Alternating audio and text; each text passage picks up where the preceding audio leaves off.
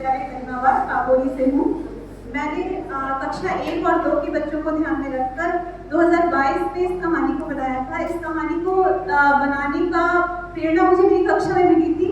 एक लड़की थी आकृति जो अन्य बच्चों से थोड़ा अलग थी, तो लड़कियां उसके साथ खेलती नहीं थी। तो उसको ध्यान में रखते हुए कल फ्राइडे को हमें एक मिला हुआ है कि शिक्षक अपनी तरफ से बच्चों को कहानी सुनाते हैं प्रथम कालांश में मौखिक भाषा की अभिव्यक्ति में। तो उस समय मैंने इस कहानी को कक्षा में सुनाया हुआ है, उसे ही मैं यहाँ प्रस्तुत कर रही हूँ। कहानी को थोड़ा बच्चों के लिए अट्रैक्शन करने के लिए मैंने इसे 3D का फॉर्म दिया है। कहानी इस तरह से है।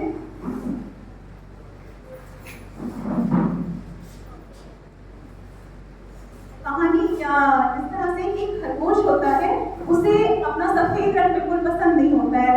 वो जंगल में रहता है और सोचता है कि चारों तरफ इतने रंग है लेकिन भगवान ने उसमें कोई रंग नहीं डाले। तो उसे जंगल में खाली कलर के डिब्बे मिल जाते हैं, कोई पेंटर होता है वो डिब्बे छोड़ के चला जाता है। वो आगे जाता है तो वो सोचता है कि मैं इन रंगों को अगर लगा लूं तो मैं भी रंगीन हो जाऊंगा। उसे समझ में नहीं आता है कौन सा रंग लगाए। तो पेड़ पर एक तोता बैठा होता है, तोता कहता है तुम मेरी तरह हरे हो जाओ, देखो मैं कितना सुंदर हूँ। तो खरगोश कहता है ये अच्छा आइडिया है, चलो मैं हरा रंग लगा देता हूँ। और वो जब अपने आप को हरा रंग लेता है और वहां से आगे पहुंचता है तो उसे एक बंदर पेड़ पर देखता है नीचे, कि कहता है छी हरे रंग का खरगोश कितने गंदे लग रहे हो, इससे अच्छा तो तुम मेरी तरह भूरे रंग के हो जाते।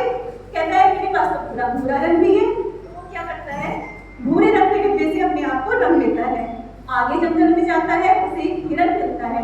हिरन कहता है मेरे ऊपर तो सुनहरी धारियां हैं, अगर इसमें तुम सुनहरा रंग लगा दो तो और सुंदर हो जाओगे।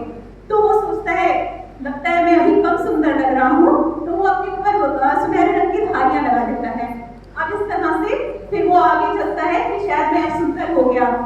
भालू कहता है कितने गंदे लग रहे हो, देखो मेरा काला रंग, अगर मैं गंदा भी हूँ तो लोगों को समझ में नहीं आता है कि मैं गंदा हूँ, मेरा काला रंग मुझे बहुत अच्छा लगता है। तो कह रहा है हाँ हो सकता है मैं काला लगा दूँ तो मैं और साफ लगने लगूंगा। तो अपने को काले रंग से रंग लेता है। काले रंग लगाकर जब वो आगे बढ़ता है तो उसे एक जेब्रा मिलता है और जेब्रा कहता है अगर एक काले रंगों पर तुमने धारियां लगा ली होती तो तुम मेरी तरह और सुंदर लगने लगते। तो वो सफेद रंग से धारियां बना लेता है और वो जेब्रा की तरह हो जाता है। जब वो और आगे पहुंचता है तो उसे एक गाय मिलती है। कहते हैं तुमने अपना क्या हाल बना दिया, मैं देखो तुम्हारा अपना सफेद रंग कितना सुंदर था और तुमने अपनी क्या हालत बना दी। वो भी रंगों के बोझ से दब जाता है और फिर वो सोचता है कि सच में मैं पहले अपने आप को बहुत हल्का महसूस करता था। और आगे जब वो बढ़ता है तो घर जाता है और कहता है मैं मन कर नहाऊंगा। और जाकर इस तरह से मैंने 3D फॉर्म में बनाया है, नल को आगे लाता है, मन कर नहाता है और कहता है आज मैं अपने सारे नकली रंग उतारूंगा। और इस तरह से बच्चों को बताते हैं कि देखो अभी तुम्हारा असली जो रूप है वो ही सबसे सुंदर है। इस कहानी से शिक्षा ये मिलती है कि हर इंसान में एक विशेष प्रतिभा होती है, लेकिन अक्सर वो दूसरों की तरह बनने की कोशिश में अपनी उस प्रतिभा को नष्ट कर देते हैं।